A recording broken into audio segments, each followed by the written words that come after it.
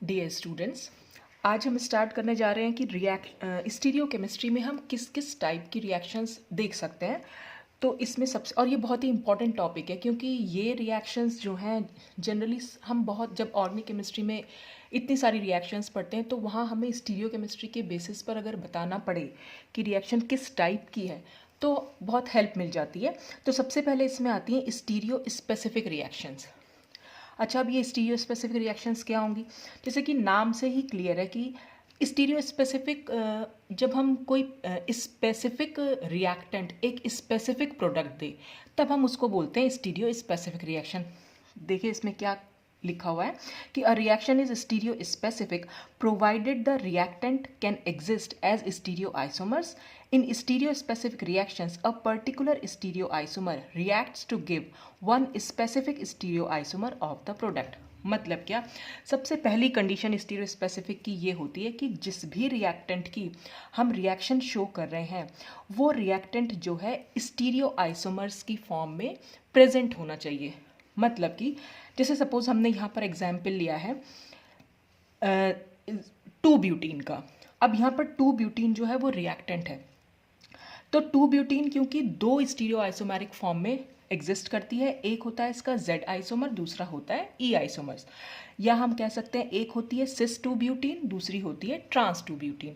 तो सिस और ट्रांस क्योंकि आपस में डाइस्टीरियोमर्स होते हैं तो ये दोनों ब्यूटीन जो है वो आपस में डाइस्टीरियोमर्स हैं। तो जब भी हम रिएक्शन को स्टडी करेंगे तो सबसे पहले हमें सिर्फ ये देखना है कि अगर रिएक्टेंट की कोई स्टीरियो आइसोमेरिक फॉर्म पॉसिबल है या उसका कोई स्टीरियो आइसोमर है और तब हम कोई रिएक्शन स्टडी कर रहे हैं तो इसका मतलब वो रिएक्शन स्टीरियो स्पेसिफिक होगी। अब देखिए जैसे यहाँ पर जो हमने एग्जाम्पल लिया है कि bromination of E and Z 2 butene, तो हम ब्रोमिनेशन करा रहे हैं यहाँ पर। सबसे पहले हम Z ब्यूटीन की बात कर लेते हैं। Z ब्यूटीन मतलब सिस ब्यूटीन, जिसमें दोनों मिथाइल या दोनों हाइड्रोजन जो है डबल बॉन्ड के सेम साइड है। अब ब्रोमीन का इसमें एडिशन होना है, तो ब्रोमीन, अच्छा जब भी एल्कीन में एडिशन होता है वो जनरली एंटी एडिशन होता है, ठीक है। तो यहाँ पर भी ब्रोमीन का एंटी एडिशन होगा। वो कैसे हो रहा है थोड़ा सा मैं इसमें बताना चाह रही हूँ, बहुत डिटेल में तो मैं नहीं जाऊँगी लेकिन थोड़ा सा कि कैसे हम बता सकते हैं। देखिए यहाँ पर जो ब्रोमीन है वो टूटेगा Br+ और Br- में। तो Br+ क्योंकि एज इलेक्ट्रोफाइल की तरह वो बिहेव करेगा तो वो और यहाँ पर हमें पाई इलेक्ट्रॉन सिस्टम दिखाई दे रहा है। तो वो जो Br+ आयन हुआ, ब्रोमोनियम आयन जिसको हम बोलेंगे, वो हुआ, वो अटैक करेगा इस डबल बॉन्ड कार्बन पर। अब वो डबल बॉन्डेड कार्बन पर यहाँ पर क्योंकि एक टॉप फेस जैसा हमें दिखाई दे रही है, दो फेसेस हैं, एक टॉप फेस है और एक बॉटम फेस है। तो या तो वो टॉप फेस से अटैक करे चाहे बॉटम फेस से अटैक करे। मैंने यहाँ पर जो अटैक शो किए हैं वो सिर्फ टॉप फेस से अटैक शो किए हैं। तो ब्रोमीन ने ब्रोमाइड ये जो ब्रोमोनियम आयन हमने लिया ये ऊपर से अटैक कर रहा है, यानी कि टॉप फेस से अटैक कर रहा है। तो जब ये टॉप फेस से अटैक करेगा तो यहाँ पर एक ये ब्रिज की फॉर्म में ब्रोमोनियम आयन जो है वो दोनों कार्बन से अटैच हो जाएगा, ठीक है। ये हमने टॉप फेस दिखा दी, ऊपर की साइड ब्रोमोनियम आयन को ऐड कर दिया। सेकेंड स्टेप में क्या होगा, जो ब्रोमाइड आयन था वो SN2 रिएक्शन के थ्रू इन कार्बन से ऐड होगा। अब वो कैसे ऐड होगा, देखिए ये जो ब्रोमाइड आयन है ये इस कार्बन से भी ऐड हो सकता है और इस कार्बन से भी ऐड हो सकता है। अब देखते हैं कैसे ऐड होगा। सपोज हम जो दिखा रहे हैं जो SN2 रिएक्शन हम शो करेंगे, सपोज ये जो ब्रोमाइड आयन है इसने यहाँ से अटैक किया, तो अगर ये नीचे की, क्योंकि ये ऊपर की साइड है टॉप फेस पर, तो ब्रोमोनियम आयन है, ब्रोमाइड आयन नीचे से जाएगा क्योंकि SN2 रिएक्शन में क्या होता है, जो भी हमारा एक लीविंग ग्रुप होता है और एक अटैकिंग ग्रुप होता है। तो लीविंग ग्रुप जहाँ से लीव करता हो, जिस साइड से वो लीव करेगा, हमेशा जो अटैकिंग ग्रुप है उसके बैक साइड से अटैक करता है। तो यहाँ पर ये ब्रोमोनियम आयन ये वाला बॉन्ड छोड़ेगा यहाँ पर, तो यानी ये ब्रोमाइड आयन जब यहाँ अटैक करेगा नीचे की साइड से, तो ये वाला जो बॉन्ड है ये इस ब्रोमोनियम आयन पर जुड़ जाएगा, मतलब चला जाएगा। तो यानी ब्रोमीन, ये वाला जो ब्रोमीन है ये ऊपर की साइड आ जाएगा और ये जो ब्रोमाइड आयन है वो नीचे की साइड आएगा। तो यानी दोनों ब्रोमीन जो हैं एंटी एडिशन शो कर रहे हैं, एक ऊपर जा रहा है और दूसरा नीचे जा रहा है। तो जब ये नीचे से जा रहा है और ये इस वाले कार्बन पर ऊपर है तो हमारा ये वाला जो है वो जो इनैंशियोमर यहाँ पर फॉर्म हो जाएगा। तो इस जिसमें हमने शो कर रखा है ब्रोमाइड, ये वाला ब्रोमीन एटम नीचे की साइड है और ये ब्रोमीन एटम ऊपर की साइड है। तो ये तो अटैक हुआ इस कार्बन पर। अगर यही ब्रोमाइड आयन इस कार्बन पर अटैक करे, क्योंकि वो तो दोनों कार्बन उसके लिए इक्वलेंट है, वो किसी भी कार्बन पर अटैक कर सकता है, तो अगर ये ब्रोमाइड आयन यहाँ से नीचे की साइड से जाएगा तो अब क्या होगा, ये वाला बॉन्ड यहाँ शिफ्ट हो जाएगा और ये ब्रोमीन जो है इस कार्बन पर ऊपर की साइड आएगा और ये ब्रोमाइड आयन इस कार्बन पर नीचे की साइड आएगा। तो जो हमने इस वाले इनेंशियोमर में शो कर रखा है, इसमें ब्रोमीन नीचे की साइड है और ये वाला ब्रोमीन जो है वो ऊपर की साइड है। तो ये क्योंकि दोनों ही कार्बन पर इस ब्रोमाइड आयन का एक इक्वल अटैक शो हो सकता है, तो इसलिए जो ये दोनों इनेंशियोमर्स बनते हैं ये दोनों इक्वल अमाउंट में बनते हैं, ये भी 50% बनता है और ये भी 50% बनता है, क्योंकि दोनों ही कार्बन पर इसके अटैक करने की 50-50% चांसेस है। तो ये जब दोनों 50% बन रहे हैं, इक्वल अमाउंट बन गया दोनों का, तो ये एक रेसिमिक मिक्सचर बन जाता है, क्योंकि दोनों ही आपस में इनेंशियोमर्स हैं। अगर आप इन दोनों कार्बन की कन्फिग्रेशन निकालेंगे तो दोनों का आर आर निकलेगा और यहाँ पर इन दोनों का एस एस निकलेगा। कन्फिग्रेशन तो मैंने आपको निकालना बता ही रखा है, तो आप वहाँ पर निकाल के देख सकते हैं। तो ये एक रेसिमिक मिक्सचर बना, तो यानी जो जेड एल्कीन हुई वो जब एंटी एडिशन शो करेगी ब्रोमीन का, तो वो हमेशा रेसिमिक मिक्सचर बनाएगी। अब अगर हम ई एल्कीन की बात करें, ई एल्कीन पे भी एक टॉप फेस है और एक बैक फेस है, तो मैंने सिर्फ टॉप फेस का अटैक शो किया, तो वैसे ही टॉप फेस पर ब्रोमोनियम आयन जो है यहाँ पर जुड़ गया है। अब ब्रोमाइड आयन फिर से वही अटैक करेगा, ब्रोमाइड आयन यहाँ पर भी अटैक कर सकता है और यहाँ पर भी अटैक कर सकता है। तो जब वो यहाँ पर नीचे की साइड से अटैक करेगा तो इस कार्बन पर ब्रोमाइड आयन जो है वो ऊपर की साइड, ब्रोमीन आयन जो है वो ब्रोमोनियम आयन सॉरी वो ऊपर की साइड आ जाएंगे। तो हम यहाँ इस वाले इससे हमें ये मिल जाएगा, इसमें ब्रोमीन एटम ऊपर की साइड है, यहाँ पर ब्रोमीन एटम नीचे की साइड है। और अगर यही ब्रोमाइड आयन इस वाले कार्बन पर अटैक करेगा तो अब क्या होगा, ये जो ब्रोमीन एटम यहाँ पर नीचे की साइड और इस पर ये ब्रोमीन एटम ऊपर की साइड, जो मैंने यहाँ पर दूसरे में शो कर रखा है। तो अगर आप देखें ये और ये दोनों ही कंपाउंड हमारे सेम हैं, दोनों ही कंपाउंड क्योंकि हमारे सेम है और दोनों में और सेम है, वो तो हमें देख के हम आप मिरर इमेज निकाल के देख सकते हैं यहाँ पर। और दूसरी चीज़ ये है कि ये जो कंपाउंड है ये मीज़ो कंपाउंड्स बने। मीज़ो कंपाउंड क्यों, क्योंकि यहाँ पर सेंटर ऑफ सिमिट्री है, सेंटर ऑफ सिमिट्री जिसको मैंने इस डॉट से शो किया हुआ है। अगर यहाँ से आप ऊपर की साइड जाएंगे तो ब्रोमीन एटम मिला, नीचे की साइड जाए तो ब्रोमीन एटम मिला, इधर की साइड गए ऊपर की साइड आपको CH3 मिलेगा, पीछे की साइड जाने पर बैक साइड पर CH3, यहाँ पर ये आगे की साइड H है और यहाँ पर पीछे की साइड H है, तो यहाँ पर सेंटर ऑफ सिमेट्री मिलती है, तो ये एक मीज़ो कंपाउंड बनते हैं। तो जब भी ई एल्कीन एंटी एडिशन शो करती है ब्रोमीन का, हमेशा वो मीज़ो कंपाउंड बनाती है।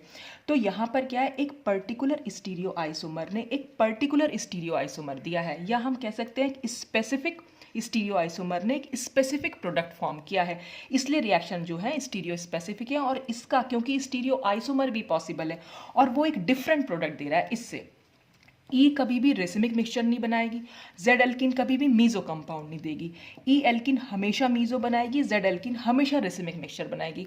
तो ये और कुछ बनने की पॉसिबिलिटी ही नहीं है यहाँ पर, तो इसलिए इस टाइप की रिएक्शंस को हम बोलेंगे स्टीरियो स्पेसिफिक रिएक्शन। तो पहचान इसमें यही है कि जो भी रिएक्टेंट है उसका स्टीरियो आइसोमर ज़रूर होना चाहिए, तभी हम ये कह सकते हैं कि एक पर्टिकुलर स्टीरियो आइसोमर एक पर्टिकुलर स्टीरियो आइसोमर को फॉर्म कर रहा है। अच्छा, अगर हम और एग्जाम्पल देखें इसके, जैसे है इपॉक्सीडेशन करा दें हम ई और Z2 ब्यूटीन का। यहाँ पर हमने इपॉक्सीडेशन के लिए ले रखा है मेटा CPBA यानी मेटा क्लोरो पर बेंजोइक एसिड। तो यहाँ पर भी हम ऑक्सीजन क्या है टॉप फेस से अटैक कर सकता है और बैक फेस से अटैक कर सकता है। तो अगर हम टॉप फेस से अटैक करके दिखा रहे हैं तो हमारा कंपाउंड बन रहा है मीज़ो। मीज़ो क्यों बन रहा है, क्योंकि यहाँ पर एक प्लेन ऑफ सिमिट्री है। अगर मैं इसको यहाँ से ऐसे दिखा दूँ यहाँ पर, तो ये एक प्लेन ऑफ सिमिट्री, क्योंकि ये H इस H को रिफ्लेक्ट कर रहा है, ये CH3 इस CH3 को, दोनों ही CH3 ऊपर हैं, दोनों ही H नीचे हैं। अच्छा, अगर मैं बैक फेस से इसका यानी कि नीचे वाली बॉटम फेस से अगर मैं अटैक शो करती तो तब भी हमारे पास यही जो है मीज़ो ही कंपाउंड बन के आता। यहाँ पर भी H और ये CH3 होता, ये H और ये CH3 होता, तो यहाँ पर भी हमारे पास एक मीज़ो कंपाउंड ही बनता, क्योंकि यहाँ पर भी प्लेन ऑफ सिमिट्री है। तो हमने इसीलिए सिर्फ एक को शो कर दिया। अच्छा, अगर हम ई एल्कीन की बात करें, ई एल्कीन पर अगर हम टॉप फेस से अटैक शो कर रहे हैं तो हमारा कंपाउंड बन रहा है ये, और बैक फेस से शो कर रहे हैं तो कंपाउंड यानी बॉटम फेस से अगर हम ऑक्सीजन का अटैक दिखा रहे हैं तो बन रहा है ये। तो और दोनों ही आपस में इनेंशियोमर्स हैं। कैसे मालूम पड़ा कि जो दोनों कायरल कार्बन हमारे यहाँ बन के आए, दोनों का कन्फिग्रेशन अगर हमने निकालना तो ये दोनों S होंगे और ये दोनों R हो जाएंगे। तो इसलिए ये एक रेसिमिक मिक्सचर बनेगा और दोनों ही 50-50% बन रहे हैं, इसीलिए ये रेसिमिक मिक्सचर भी है। तो यहाँ पर क्या है, Z एल्कीन हमेशा मीजो कंपाउंड बनाएगी और E एल्कीन हमेशा रेसिमिक मिक्सचर। यहाँ पर Z कभी भी रेसिमिक नहीं बनाएगा और E कभी भी मीजो नहीं बनाएगी इपॉक्सीडेशन के केस में। तो इसलिए यहाँ पर हम कह सकते हैं कि ये एक स्टीरियो स्पेसिफिक रिएक्शन हुई। ऐसे ही होती है डील सेल्डर रिएक्शन। डील सेल्डर रिएक्शन भी नेचर में स्टीरियो स्पेसिफिक होती है। अब यहाँ पर हम क्या करें, डील सेल्डर रिएक्शन तो मैंने बहुत डिटेल में अपनी पेरिसाइक्लिक रिएक्शंस में डिस्कस की हुई है, आप चाहे तो वहाँ जाकर भी चेक कर सकते हैं। यहाँ पर क्या हुआ, हमने एक ब्यूटाडाइन ली हुई है, एक डाइन होती है, इसमें एक डाइनोफाइल होता है, और जो डाइनोफाइल हमने लिया है वो हमने लिया है मैलिक एसिड। और मैलिक एसिड की ही एक डाइस्टीरियोमेरिक, या हम कह सकते हैं इसका स्टीरियो आइसोमर एक होता है फ्यूमेरिक एसिड। ये सिस होता है और ये ट्रांस होता है। अब सिस और ट्रांस दोनों ही ब्यूटाडाइन से डिफरेंट मैनर में शो करते हैं। जो एडिशन होगा, एडिशन तो दोनों का सिन एडिशन, डील सेल्डर रिएक्शन में हमेशा सिन एडिशन देखने को मिलता है। दोनों आपस में बिल्कुल आमने सामने जो है जाकर जुड़ जाएंगे। जब ये बिल्कुल ऐसे के ऐसे ही जुड़ जाएंगे तो जो दोनों COH हैं, जैसे ये इसमें थे वैसे ही ये यहाँ पर रहेंगे। यानी अगर ये दोनों आपस में सिस थे तो ये सिस ही रहेंगे। सिन एडिशन में होता ही है कि डाइनोफाइल की स्टीरियोकेमिस्ट्री पर कोई फर्क नहीं पड़ता, वो वैसी की वैसी ही रहेगी। तो COH अगर ये दोनों सिस थे तो यहाँ पर सिस ही रहेंगे। और यहाँ पर अगर हम देखें फ्यूमेरिक एसिड में दोनों COH आपस में ट्रांस थे, तो यहाँ पर भी वो दोनों आपस में ट्रांस ही रहेंगे। तो ये भी एक स्टीरियो स्पेसिफिक रिएक्शन है, क्योंकि यहाँ पर कभी भी सिस फॉर्म जो है वो ये ट्रांस एसिड नहीं बनाएगी और ये ट्रांस फॉर्म कभी भी सिस नहीं बनाएगी। मैलिक एसिड के साथ रिएक्शन कराएंगे तो हमेशा सिस फॉर्म बनेगी और ट्रांस के साथ कराएंगे तो हमेशा ट्रांस ही बनेगा। तो एक पर्टिकुलर स्टीरियो आइसोमर एक पर्टिकुलर स्टीरियो आइसोमर ही दे रहा है। और ये दोनों भी आपस में जो है रिएक्टेंट जो थे हमारे, वो आपस में क्योंकि डाइस्टीरियोमर्स हैं, स्टीरियो आइसोमर्स हैं, तो इसलिए ये रिएक्शन स्टीरियो स्पेसिफिक हुई। और फिर एक एग्जाम्पल हम देख लेते हैं SN2 रिएक्शन का। SN2 रिएक्शन भी नेचर में हाईली स्टीरियो स्पेसिफिक होती है। SN2 रिएक्शन में अभी भी मैंने आपको बताया था होता क्या है, एक ट्रांजिशन स्टेट के थ्रू होती है। एक हमारा लीविंग ग्रुप होता है और एक हमारा अटैकिंग ग्रुप हो गया। तो लीविंग ग्रुप जिस पोजीशन से लीव करता है, अटैकिंग ग्रुप उसके बैक साइड से अटैक करता है। जैसे हम यहाँ पर देखें, यहाँ पर I जो है वो लीविंग ग्रुप है और जो OH माइनस होगा वो हमारा इनकमिंग न्यूक्लियोफाइल होगा, यानी अटैकिंग ग्रुप होगा। तो I यहाँ पर आप देख रहे हैं अबव द प्लेन प्रेजेंट है, तो OH जो है वो बिलो द प्लेन इस पर अटैक करेगा। तो OH यहाँ से बिलो द प्लेन अटैक करेगा और I यहाँ से निकल जाएगा, फिर OH जो है I की जगह पर आ जाएगा। तो यहाँ ये बिलो द प्लेन हो गया, क्योंकि यहाँ से यहाँ बनने में कोई और मतलब प्रोडक्ट पॉसिबल ही नहीं है, कोई और पॉसिबिलिटी यहाँ पर है नहीं। यहाँ पर सिर्फ एक ही पॉसिबिलिटी है ऐसे से बनने की, S से यहाँ पर हमेशा R बनेगा। और S का क्योंकि एक स्टीरियो आइसोमर R भी होगा, तो R जब ले लेंगे हम तो यहाँ पर वो S दे देगा। तो यहाँ एक पर्टिकुलर स्टीरियो आइसोमर एक पर्टिकुलर स्टीरियो आइसोमर ही फॉर्म कर रहा है और इसका भी एक स्टीरियो आइसोमर, रिएक्टेंट का भी स्टीरियो आइसोमर हमारे पास है। तो और यहाँ पर कोई और पॉसिबिलिटी है ही नहीं। या हम ये भी, और एक चीज़ और भी हम यहाँ बोल सकते हैं कि जो इसकी स्टीरियोकेमिस्ट्री होती है, यानी रिएक्टेंट की स्टीरियोकेमिस्ट्री हमेशा प्रोडक्ट की स्टीरियोकेमिस्ट्री को डिटरमिन करती है स्टीरियो स्पेसिफिक रिएक्शंस में।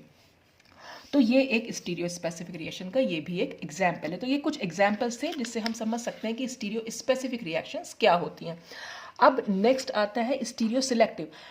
तो कई बार यहाँ पर कंफ्यूजन होता है स्टीरियो सिलेक्टिव कौन सी है और स्टीरियो स्पेसिफिक कौन सी है। तो स्टीरियो स्पेसिफिक में तो आपने देख ही लिया कि स्टीरियो आइसोमर्स रिएक्टेंट जो है वो स्टीरियो आइसोमर्स में प्रेजेंट होना चाहिए। अब स्टीरियो सिलेक्टिव रिएक्शन क्या होंगी? A reaction in which one stereo isomer is formed predominantly और exclusively out of several stereo isomer is called stereo selective reactions.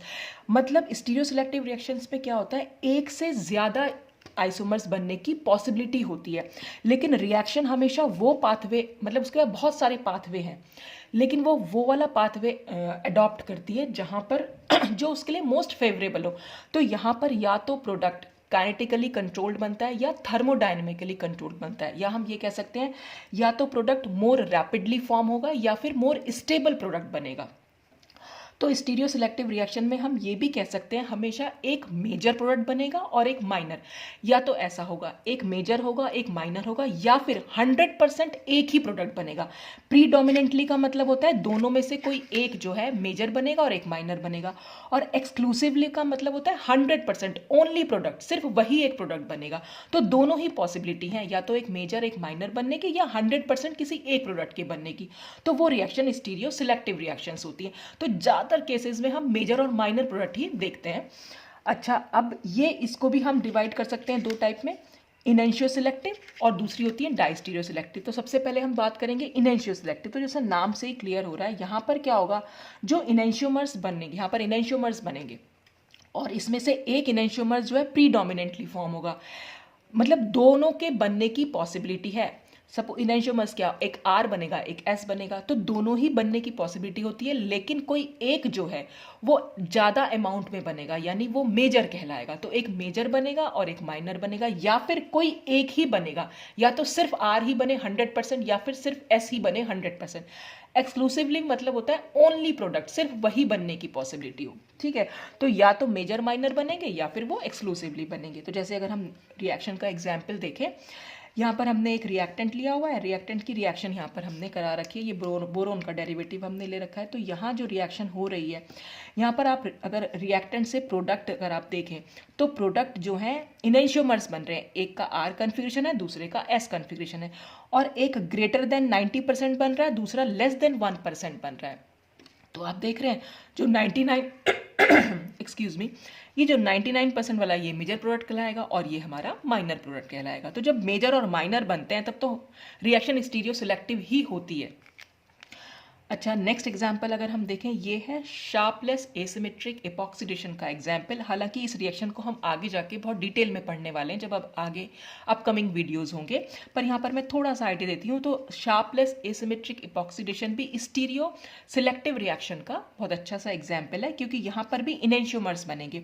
यहाँ हम ले लेते हैं जो रिएक्टेंट है वो हमारा एलाइलिक एल्कोहल्स होते हैं, और उस पर जो ट्रीटमेंट किया जाता है वो टाइटेनियम टेट्रा आइसोप्रोपोक्साइड और डाइथाइल टार्ट्रेट का किया जाता है। इन दोनों के ट्रीटमेंट से जो हमारे प्रोडक्ट बनेंगे तो वो दोनों इनेंशियोमर्स बनते हैं। तो आप देख रहे हैं ये 98% बना, ये 2% बना, तो इसका मतलब ये मेजर प्रोडक्ट है और ये एक माइनर प्रोडक्ट है। तो जब भी कभी मेजर और माइनर प्रोडक्ट बन रहे हैं तो वो रिएक्शंस तो स्टीरियो सिलेक्टिव ही होंगी। हाँ, अगर वो 100% बन रहे हैं तब वो स्टीरियो सिलेक्टिव और स्टीरियो स्पेसिफिक दोनों हो सकती है, बस डिपेंड करता है कि रिएक्टेंट जो है वो स्टीरियो आइसोमर की फॉर्म में प्रेजेंट है या नहीं।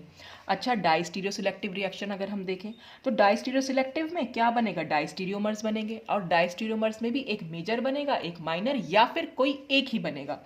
अच्छा, जैसे यहाँ पर हम एग्जाम्पल देख लें, इस रिएक्टेंट पर हम जो रिएजेंट ले रहे हैं वो हम गिलमैन रिएजेंट ले रहे हैं, Me2CuLi, ये गिलमैन रिएजेंट है। तो यहाँ पर रिएक्शन में होगा क्या, यहाँ पर से ये न्यूक्लियोफाइल एक मिथाइल ग्रुप जो है वो यहाँ पर जाकर जुड़ना है। एक्चुअल में अगर मैं थोड़ा बहुत समझाऊँ आपको मैकेनिक्स, बहुत डिटेल में तो मैं नहीं जा रही हूँ। यहाँ पर क्या होता है, ये बॉन्ड यहाँ खिसकेगा और ये बॉन्ड यहाँ मूव कर जाएगा। तो अब जब ये बॉन्ड यहाँ मूव करेगा तो यहाँ पर पॉजिटिव चार्ज आएगा, तो जब ये पॉजिटिव चार्ज आएगा और यहाँ से Me पर, यानी जो न्यूक्लियोफाइल है उस पर नेगेटिव चार्ज है, वो Me जो है यहाँ पर अटैक करता है। तो वो अटैक कैसे करेगा, क्योंकि यहाँ ऑलरेडी जो है Me जो है वो अबव द प्लेन है, तो जो इनकमिंग मिथाइल होगा वो बिलो द प्लेन आएगा। जब वो बिलो द प्लेन आ जाएगा तो फिर से जब जो ये बॉन्ड यहाँ खिसक के ऑक्सीजन पर नेगेटिव चार्ज दिया था वो वापस यहाँ आएगा, और ये बॉन्ड जो यहाँ खिसका था वो वापस इस कार्बन पर चला जाएगा। तो यहाँ जो नेगेटिव चार्ज होगा इस H+ के साथ, H+ जो है वो यहाँ जाकर जुड़ जाएगा। तो इस तरह से हम गिलमैन रिएजेंट के जो रिएक्शंस होती हैं वो शो करते हैं। तो गिलमैन रिएजेंट के जब भी रिएक्शंस होती हैं तो हमेशा अगर रिएक्टेंट में किसी ग्रुप की स्टीरियो केमिस्ट्री जो दे रखी है, अगर ये अबव द प्लेन है तो incoming group below the plane जुड़ेगा, और अगर ये बिलो द प्लेन होता है तो incoming group above the plane आता। तो ये थोड़ा सा इसमें देखने को मिलता है। तो यहाँ जो है बनेंगे दोनों ही, दोनों के बनने के चांसेस है, लेकिन 98% जो है वो Me का अटैक बैक साइड अटैक होगा, क्योंकि ऑलरेडी जो है Me वो यहाँ अबव द प्लेन प्रेजेंट है, और 2% ये फॉर्म बनेगी। तो ये दोनों आपस में यहाँ ट्रांस है और ये दोनों आपस में सिस हैं, तो ये मेजर बनेगा और ये माइनर बनेगा। तो क्योंकि ये ट्रांस और सिस है इसलिए ये डाइस्टीरियोमर्स है। तो डाइस्टीरियो सिलेक्टिव रिएक्शंस हो गई कि एक हमारा मेजर बन रहा है और दूसरा माइनर बन रहा है। ऐसे ही अगर हम ये नॉरबॉर्नेन का एक डेरिवेटिव देखें यहाँ पर, तो यहाँ पर रिएक्शन हो रही है ग्रिग्नार्ड रिएजेंट की।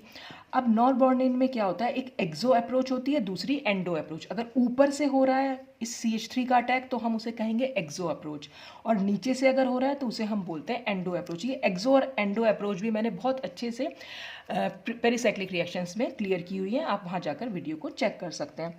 तो अब यहाँ पर एक्सो अप्रोच जो है वो प्रिफर्ड होता है। क्यों? क्योंकि अगर एंडो अप्रोच अगर नीचे की साइड से हम कराएंगे तो नीचे की साइड तो ये पूरा कार्बन का स्केलेटन है, तो यहाँ पर स्टेरिक हिंड्रेंस होगी, तो इसलिए CH3 नीचे से अटैक ना करके ऊपर से अटैक करेगा। तो हमने यहाँ प्रोडक्ट बना दिया ऊपर से, और ये बना हमारा मेजर, और जब नीचे से अटैक कर रहा है तो बन गया हमारा माइनर। तो दोनों ही बनते हैं, लेकिन ये वाला क्योंकि पॉसिबिलिटी ज़्यादा है, नीचे से अटैक करने की पॉसिबिलिटी बहुत कम है, तो ये मेजर बनेगा और ये माइनर, तो फिर ये भी आपस में डायस्टीरियोमर्स हैं। अच्छा, अगर हम बात करें फिर नेक्स्ट एग्जाम्पल ले लें। यहाँ पर हम पर एसिड की रिएक्शन करा रहे हैं, तो इपॉक्सीडेशन हो रहा है, डबल बॉन्ड है यहाँ पर।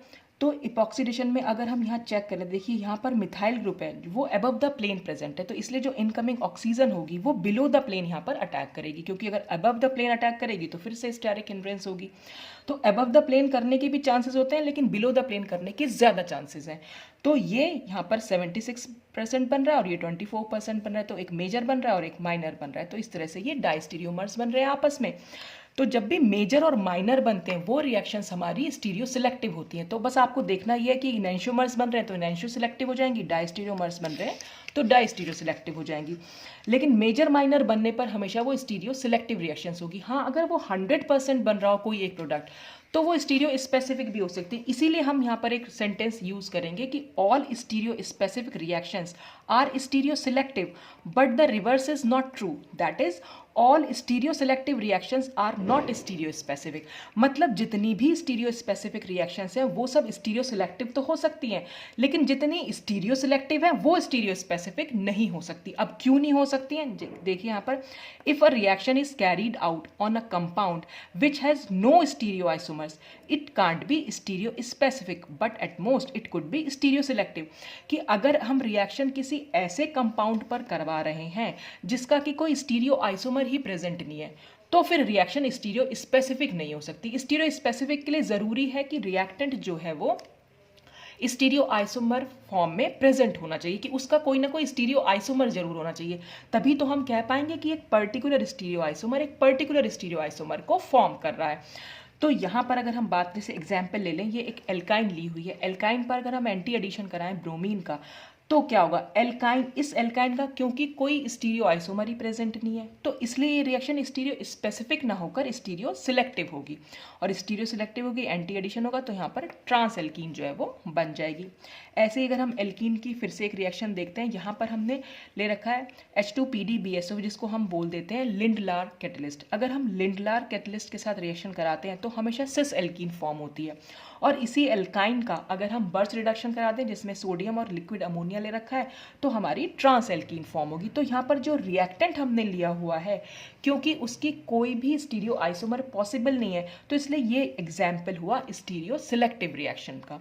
तो स्टीरियो स्पेसिफिक और स्टीरियो सिलेक्टिव में ये मेजर डिफरेंस होता है कि स्टीरियो स्पेसिफिक में रिएक्टेंट का स्टीरियो आइसोमर होना चाहिए, अगर स्टीरियो आइसोमर ही नहीं होगा तो रिएक्शन जो होगी वो स्टीरियो सिलेक्टिव हो जाएगी।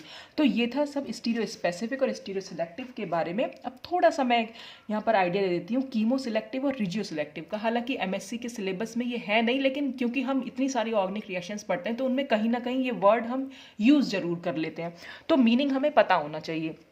तो कीमो सिलेक्टिव रिएक्शंस में क्या होगा? जब किसी रिएक्टेंट में more than one reagent present हो, तो रिएजेंट का ये नेचर होता है, भाई रिएजेंट के नेचर पर डिपेंड करती है कीमो सिलेक्टिव रिएक्शन कि ये जो रिएजेंट हमने लिया है वो कहाँ पर अटैक करेगा। देखिए अगर हमने ये रिएजेंट ले लिया है सॉरी ये रिएक्टेंट ले लिया है जिसमें हमारा एक कीटोनिक ग्रुप ले रखा है हमने और एक हमारा एस्टर ग्रुप है, तो NaBH4 जो होता है उसका नेचर होता है कि वो हमेशा कीटोन पर तो अटैक करेगा लेकिन एस्टर ग्रुप पर वो अटैक नहीं करता। तो यहाँ पर ester group as it is रह जाएगा और कीटोन के साथ वो उसका रिडक्शन, कीटोन का रिडक्शन कर देगा अल्कोहल में। तो जब रिएजेंट रिएक्ट करता है किसी एक फंक्शनल ग्रुप के साथ प्रीफरेंशियली, यानी कि रिएजेंट के नेचर पर डिपेंड किया कि रिएजेंट कौन से फंक्शनल ग्रुप पर अटैक करेगा। एक से ज़्यादा फंक्शनल ग्रुप अगर प्रेजेंट है तो कौन से फंक्शनल ग्रुप पर अटैक होगा रिएजेंट का, बस वही रिएक्शंस होती हैं कीमो सिलेक्टिव रिएक्शन। यानी यहाँ पर ये रिएजेंट जो है सिलेक्ट कर रहा है किस फंक्शनल ग्रुप पर अटैक करे वो, ठीक है। अच्छा, अगर है रिएक्शन रिजियो सिलेक्टिविटी, या रिजियो सिलेक्टिविटी या रिजियो सिलेक्टिव रिएक्शंस कौन सी होती है, तो यहाँ पर एक से ज़्यादा साइट रिएक्टेंट के पास होती हैं कि उस पर रिएजेंट अटैक कर सकता है। यहाँ पर साइट्स होती हैं एक से ज़्यादा, यहाँ पर एक से ज़्यादा फंक्शनल ग्रुप होते हैं। तो कीमो सिलेक्टिव और रिजियो सिलेक्टिव में डिफरेंस है, यहाँ पर एक से ज़्यादा फंक्शनल ग्रुप होंगे, यहाँ एक से ज़्यादा साइट होंगी या एक से ज़्यादा रीजन कह लो, समझ लो। जैसे यहाँ डबल बॉन्ड है, अब HBr को ऐड होना है, तो भाई देखिए H यहाँ पर भी ऐड हो सकता है और Br यहाँ ऐड हो सकता है, या फिर H यहाँ ऐड हो सकता है और Br यहाँ ऐड हो सकता है। दोनों ही साइट है, डबल बॉन्ड पर ही तो जुड़ना है, डबल बॉन्ड पर H और Br को जुड़ना है। तो एक बार हम दिखा सकते हैं H यहाँ जुड़ा और Br यहाँ जुड़ा, और एक बार हम दिखा सकते हैं H यहाँ जुड़ा और Br यहाँ जुड़ा। तो जब भी कभी ये जो एडिशन हो रहा है हमारा, ये आपने मार्कोनिकॉफ रूल पढ़ा होगा कि अनसिमेट्रिकल अगर हमारा कंपाउंड है या रिएक्टेंट है और उस पर कोई अनसिमेट्रिकल रिएजेंट अटैक करता है, तो हमेशा जो रिएजेंट का नेगेटिव पार्ट होता है वो हमेशा उस कार्बन से जाकर अटैच्ड होगा जिससे laser number of hydrogen attached हो। तो यहाँ पर जो ब्रोमीन जुड़ेगा वो इस वाले मिडिल वाले कार्बन से, यानी अगर मैं नंबरिंग करूँ, ये 1 नंबर, ये 2 नंबर, ये 3 नंबर, तो यहाँ ब्रोमीन एटम के पास दो पॉसिबिलिटी हैं, या तो 2 नंबर जुड़े या 1 नंबर से। लेकिन अकॉर्डिंग टू मार्कोनिकॉफ रूल वो जो ब्रोमीन एटम है वो यहाँ जाकर जुड़ जाता है। तो जब ब्रोमीन यहाँ जुड़ेगा और H यहाँ जुड़ जाएगा तो कंपाउंड हमारा ये बन के आएगा। लेकिन एंटी मार्कोनिकॉफ रूल के अकॉर्डिंग भी जुड़ सकता है, लेकिन उसकी बहुत कम प्रोबेबिलिटी होती है। तो इसलिए यहाँ पर ब्रोमीन यहाँ भी जुड़ सकता है, तो ब्रोमीन को हमने यहाँ जोड़ दिया और H को हमने सेकंड पोजीशन पर जोड़ दिया, तो माइनर प्रोडक्ट बन जाता है। तो मेजर यहाँ पर मार्कोनिकॉफ रूल के अकॉर्डिंग बनेगा और माइनर जो है वो एंटी मार्कोनिकॉफ रूल के बेसिस पर बनता है। तो यहाँ पर जब ये दोनों प्रोडक्ट बने, ये आपस में कॉन्स्टिट्यूशनल आइसोमर्स होते हैं, पोजीशन में चेंज होता है दोनों की, ये मतलब कह सकते हैं पोजिशनल आइसोमर्स बन गए हैं। यहाँ पर सेकंड नंबर पर ब्रोमीन है, यहाँ पर फर्स्ट नंबर पर ब्रोमीन है, फर्स्ट कार्बन पर ब्रोमीन है।